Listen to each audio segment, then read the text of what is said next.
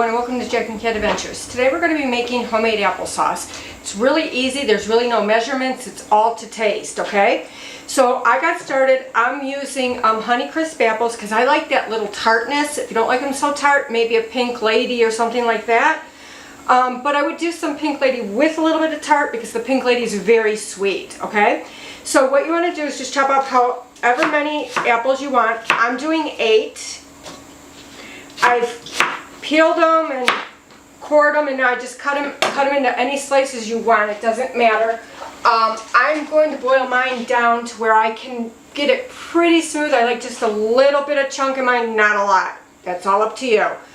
So if you don't have apple cider, which I suggest you get because it makes it 10 times better, you can use water. So all I'm going to do is pour some of this over. And I want to make sure that the apples are kind of covered with it, okay? Can you come in here, Jackie, and show them? I want it. You don't have to like cover them 100% on the top, just like that, okay? And then I'm going to add 2 teaspoons of vanilla. You don't have to add it if you don't want it. I'm going to add some butter. I love butter in my applesauce. If you have not tried it, you don't know what you're missing. What I usually do is I put some butter in here now to cook it with, and then when it's done, I like to eat mine warm. I know I'm weird, but if you like it warm, warm it up in the microwave a little bit, not hot, just warm, and then put butter on top of it. Oh, it's really good. Okay, and then I'm going to add some cinnamon, ground cinnamon. This is all up to you how much you need.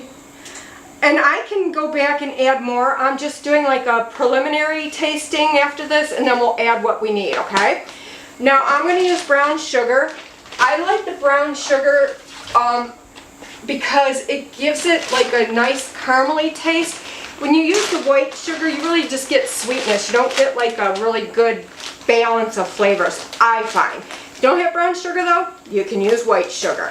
And this all depends on how much sweetness you want. I'm not going to add too much because remember I got 8 apples in here, but I like mine tart, very tart. Okay, so now I'm going to get this started. I'm going to leave all my ingredients out in case we need to add more, and I'm going to start cooking this down until the apples get really tender. Alright, so now I'm bringing this up to a boil, and then I'm going to turn it down to a simmer, and I'm going to just simmer this until my apples are super tender. And you can kind of tell what your actual end is going to look like when you look at your liquid in your pan. Mine's pretty dark. That means, if I can show it to you, it's pretty dark. And that means I have enough cinnamon in mine and brown sugar right now. Like I said, towards the end, before we start mashing it, we will taste it and add more. And what I like to do is, if I have to add more either sugar or cinnamon, I like to keep cooking it just for a couple minutes, maybe about 10 minutes. That way the sugar gets dissolved, and also the cinnamon, so you don't bite into like a kind of like a big clump of floury dryness in your mouth.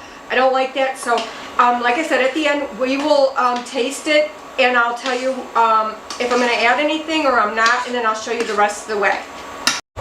Alright, now my apples are really soft. I'm just taking my ground meat separator, and I'm just kind of pushing down some of my apples.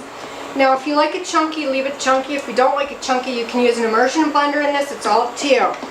I did end up taking about 3/4 of a cup to a cup of liquid off of this before I started doing it, because I like mine a little bit thicker, but if you like yours a little bit runnier, you can leave it on.